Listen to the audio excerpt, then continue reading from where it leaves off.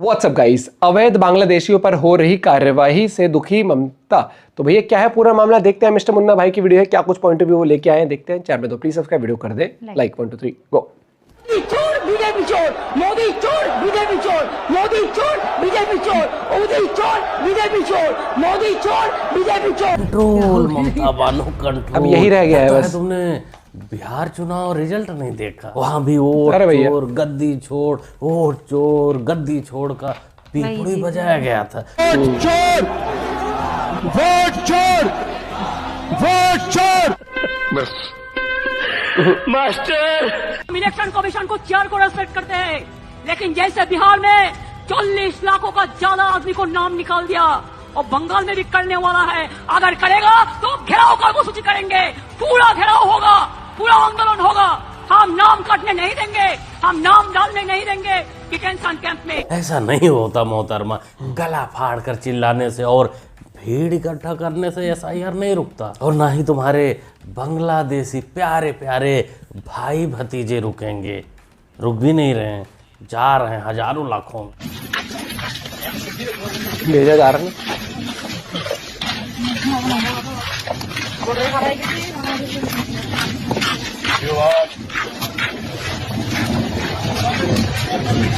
आज इस हीरक जयंती समारोह में बहुत स्पष्ट करना चाहता हूं कि हम इस देश में से एक एक घुसपैठिए को चुन चुन कर बाहर निकालेंगे। ये हमारा प्रण है। इस देश के किसी भी राज्य का मुख्यमंत्री कौन हो, देश का प्रधानमंत्री कौन हो, वो निर्णय केवल और केवल भारत का नागरिक कर सकता है। बिल्कुल मोटा भाई, भारत का नागरिक ही करेगा, भारत का ही नागरिक डिसाइड करेगा कि कौन नेता बनेगा कौन नहीं बनेगा।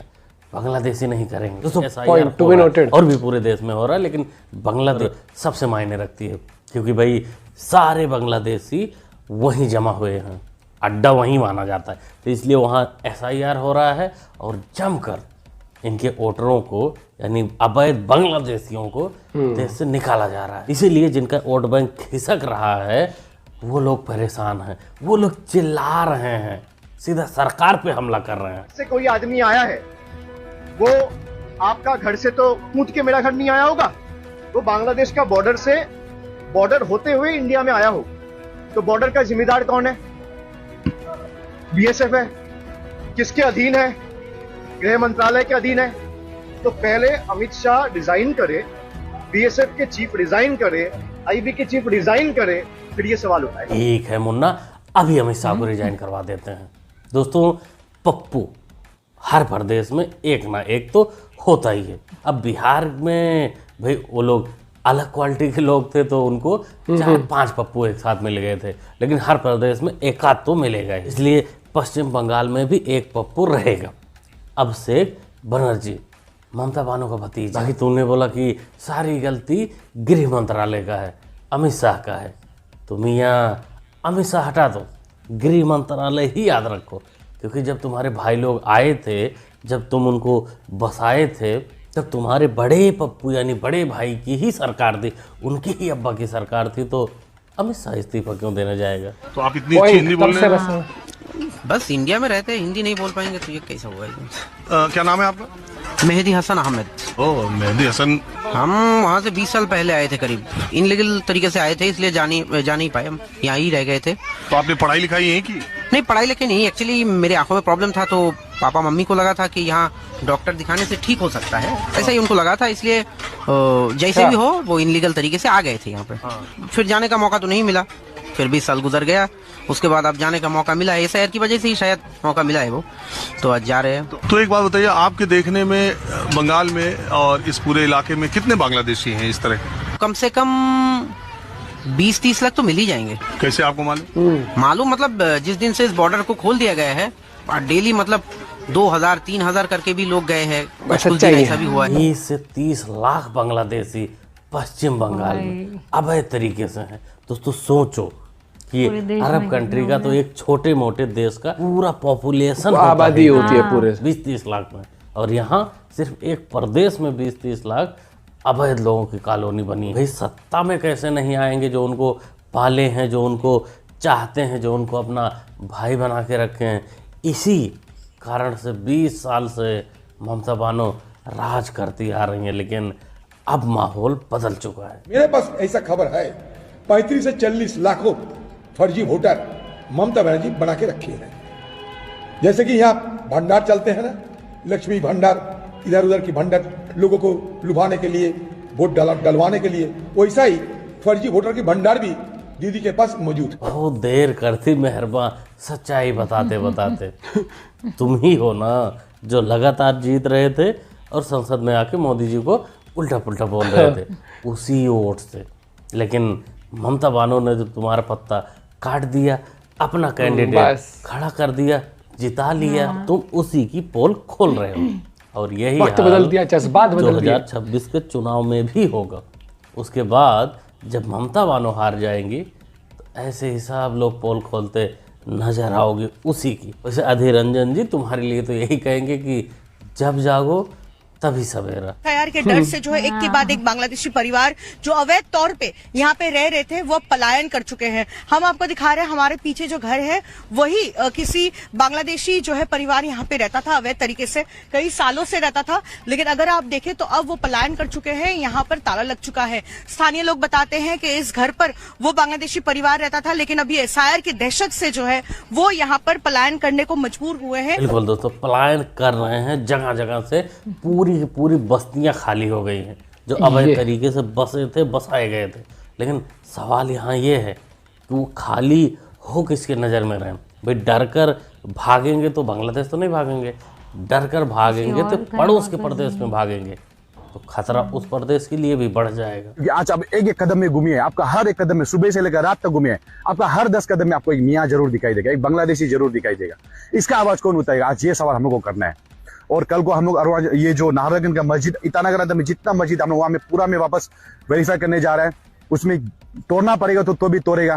क्योंकि अरुणाचल में अगर जब 99.9% अगर मस्जिद को आपका मुस्लिम्स को एग्री नहीं है तो वो क्यों जबरदस्ती कर रहे हैं? मैं इसी की बात कर रहा था भाई कि ये लोग जगह बदलते रहते हैं। कार्रवाई का डर जब इनको सताने लगता है तो ये जगह बदल लेते हैं और इनके अब्बा जान पूरी मदद करते हैं। जैसे यहाँ भाई साहब बता रहे हैं कि पूरी की पूरी मियाँ मुसलमानों की बस्ती पड़ी है, इसलिए यहाँ यही काम करेगा कि भाई सरकार तो अपना काम करे ही जो कर सकती है, लेकिन जनता को भी जागरूक होना पड़ेगा और इन लोगों को मुंहतोड़ जवाब देना पड़ेगा। इनको इनके आकाओं को पकड़ना पड़ेगा कि इनको बसा कौन रहा, पाल कौन रहा। कहाँ से दोस्त? उधर से बांग्लादेश से। बांग्लादेश से कब आए दोस्त? आया तो अभी सुबह। आज सुबह आए? हाँ। बांग्लादेश से? बांग्लादेश से नहीं, इधर से। नहीं तो वैसे बांग्लादेश से कब आए? बांग्लादेश से तो आ गया 20 साल से। 20 साल पहले पिताजी वगैरह आए थे? अब्बा वगैरह? अब्बा का क्या नाम है? बका यूसुफ। बाका यूसुफ। हाँ। तो यहाँ जमीन वमीन खरीद लिए? ना, उधर ही खरीदे हैं। कहाँ खरीद लिए? उधर किधर? हथियादरा में। हथियार बिहार में ही ना? हाँ, बिहार में। बिहार में यहाँ से कितना दूर जमीन खरीदे हो? ज्यादा नहीं, 2 कट्ठा। 2 कट्ठा खरीद लिए? कितना दूर है यहाँ से, ये बोल रहा हूँ मैं। दूर कौन सी होगा, ज्यादा थोड़ी, यही सब होगा घुमा के। क्या काम करते हो? ये तुम्हारा काम है? अच्छा, बर्तन वगैरह बेचते हो? कितना टका वगैरह कमा लेते हो? 500-600 कमा लेते हो। अच्छा, बाबूजी का वोट कार्ड बन गया? वोट हाँ बन गया। तो बाबूजी का वोट बन गया और तुम्हारा आधार कार्ड बन गया? हाँ बन गया। अच्छा। घर में है। आधार कार्ड पे क्या पता लिखवाए हो? बिहार वाला? हाँ। सोच के देखो दोस्तों इस वीडियो को, जो इस बंदे ने पॉइंट टू बी नोटेड, एक दूसरे देश से 20 साल पहले हमारे देश में इंटर करता है अवैध तरीके से, आधार कार्ड बनवा लेता है, जमीन खरीद लेता है 2 कट्ठा, मतलब 2 बीघे की, 2 हेक्टेयर की बात हो रही, जमीन खरीद लेता है, बिजनेस कर लेता है, थालियों का, बर्तनों का, जो साइकिल पे लेके बिजनेस कर रहा है। कमाई का साधन भी हो गया, एड्रेस बुक भी हो गया, उसका हर एक चीज कर लेना उसने फिर उस तरीके से दूसरे प्रदेश में नौकरी करने। लेकिन ये वहां से आके बिहार का बंदा बन जाता है, वोट डालता है, मौज मस्ती करता है। वाली की भाई के, हिंदू भाई के हाथ जोड़े আমি বলছি जो আপনারা রাম কসম আর ভারত মাতা কি কসম আপনারা এবার 26 আপনারা নিয়ে আসুন, তাহলে সরকারকে আমরা চালাবো, না চালাতে পারবো না আমরা। আপনাদের যদি আমাদের সাথ দেবেন তাহলে নিশ্চয়ই এখানে বিজেপি সরকার আসলে আমি তো সরকারকে চালিয়ে দেবো। কেন আপনাদেরকে রামের কসম দিচ্ছি, মহাভারতের কসম দিচ্ছি, ভারত মাতার কসম দিচ্ছি। আপনারা ভোট দেবেন ভারতীয় জনতা পার্টিকে, ভারতীয় জনতা পার্টি 26 নিয়ে আসুন, একে তাড়ান, কেন আমরা থাকতে পারছি না। मौलाना का तकलीफ बता रहा है कि बांग्लादेशियों ने इनकी भी जमीन हड़प ही ली। इसलिए आज ये पश्चिम बंगाल के हिंदुओं से अपील कर रहे हैं, उनके ग्रंथ की कसमें दे रहे हैं कि भाई अब की बार तो बीजेपी को लाना ही पड़ेगा, ममता बानो को हटाना ही पड़ेगा, तब जाकर उनका जमीन वापस आएगा। আমরা তৃণমূলকে 2026-এ বিসর্জন দিব। এটা খুব আমাদের জন্য খুব ভালো খবর, কেন বিহার বাঙাল আমাদের লাগালাগি অনেক বাংলা हो सकता है आपके पास लहर तो लग रही है दोस्तों। বিহারে থাকি, বিহারের লোক বাংলায় থাকে, তার জন্য আমরা বিশাল বড় একটা আমরা অক্সিজেন, আমাদের যে কর্মীগুলোর মধ্যে বিশাল জোশ, বিহারে এই জয় ঐতিহাসিক জয় ভারতবর্ষের মধ্যে একটা বিশাল জয় দিয়েছে এই এনডিএ সরকার এবং আরজেডি সরকার। এই আমাদের নীতিশ কুমার এবং নরেন্দ্র মোদীর জয়, সারা বিহারবাসীর জয়, আমাদের পশ্চিম বাংলার বাসীর জয়, সারা ভারতবর্ষের বাসীর। कंट्रोल करो मौलाना, काहे को ममता बानो के गुंडों के पिछवाड़े में आग लगाना चाहते हो ये सब बोलकर? तुम लोगों के सहारे ही तो बेचारी 20 साल से गद्दी पर राज कर रही है, सरकार बना रही है, और तुम लोग अगर साथ छोड़ दोगे तो फिर भीख मांगना पड़ेगा। अरे पप्पू का भी वही हाल है, ममता बानो का भी वही हाल कर दोगे।